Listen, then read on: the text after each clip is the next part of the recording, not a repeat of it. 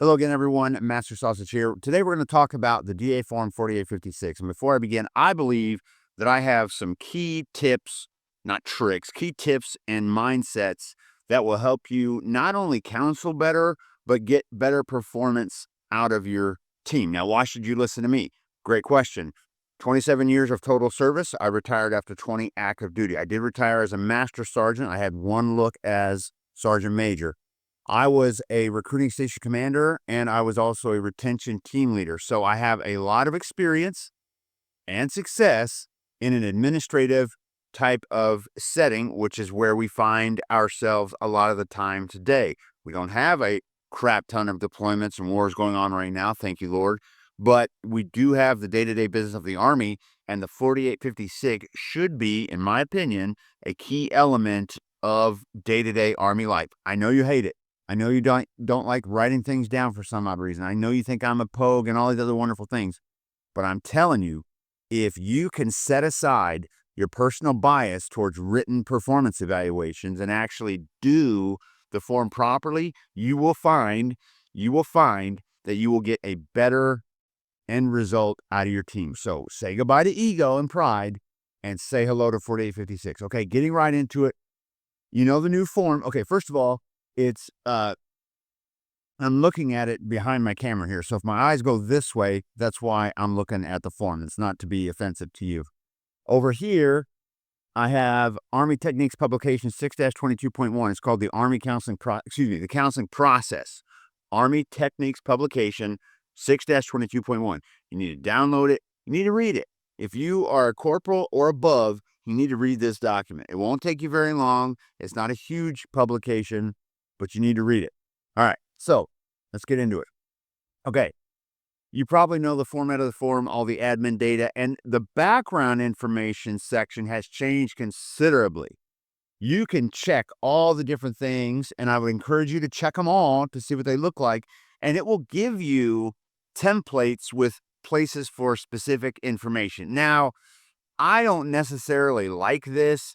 I think that you should learn how to use the counseling form by itself, but it can really be helpful in a lot of different situations. For me, I'm more of a let's get to it blank form. Couple things. Your unit probably has templates for a lot of stuff.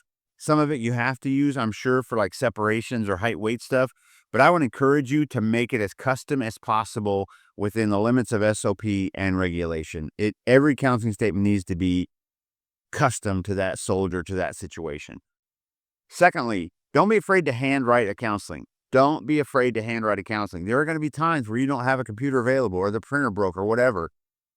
Get one of these blank, fill it in by hand, and make it a collaborative session. Nothing in this says it has to be printed on a computer and digitally signed. Nothing says that. Well, to be fair, for separations, look, I don't know. But for like day-to-day performance growth, okay, that kind of stuff, handwrite it. Who gives a crap? Make sure you can read it. Who gives a crap, right? So I'm going to select the general form for the purposes of today's conversation, right? If I had a graphic editor, I'd probably pop one up on the screen right about now, but I don't. So hopefully you're just listening. All right. The first thing is the background information. What happened? What is this counseling about? Professional growth counseling this is professional growth counseling to prepare you for the promotion board in October 2025, right? This counseling is a counseling to discuss the events on the weekend of the 4th of July, whatever. Like, you got to put some background information, what kind of counseling it is. And it says it right on there, to include the leader's facts and observations prior to the counseling. I observed you on 4th of July drinking in the barracks, and you are 19 years old, right? So that would go up there. The summary of the counseling is like after that, the key points of discussion. You have to state what the counseling is about first. A lot of people get that mixed up. They just leave the background information blank or very vague and then get into it in the summary. The summary right there, key points of information, key points discussion. Now, you can have this prepared in advance, and you probably will for negative stuff, but also you may just want to kind of leave it vague because it says right there on the form, complete during or immediately after the counseling session. So I should do most of it in person. If there are things that I wanted to remember, I would put that on there so that I wouldn't forget, right? But like you can talk about, the stuff that you talked about or you want to talk about in advance, but leave room in there. Leave room in there for notes. I'm not a big fan of having the laptop open in front of me and typing while they're in front of me. I prefer to have it in the form in front of them, next to them, so that you can fill it out properly. That's how I like to do it. Most of your expert communicators will do it that way. So if you want to be the best, you got to look at how you communicate and not just what you communicate, right? So sit next to them, remove those barriers, show the form transparent as you write on it, get their feedback, get their information, especially when it comes to development. This is not a one-way conversation when you're talking about team development. Plan of action, top of page 2. Number these, number these, number these. Number 1, you will XYZ by this date. Everything should have a date, time, place, number, etc. Everything should have a deadline. Everything should have expected outcome, like very, very specific. If you came over from TikTok, I talk about enumeration and quantification. That's numbers, data, hard data, not data from Star Trek, data like figures, facts, places, times, and deadlines. Listen, you have to be better at including deadlines. Everything should have a deadline on this counseling form.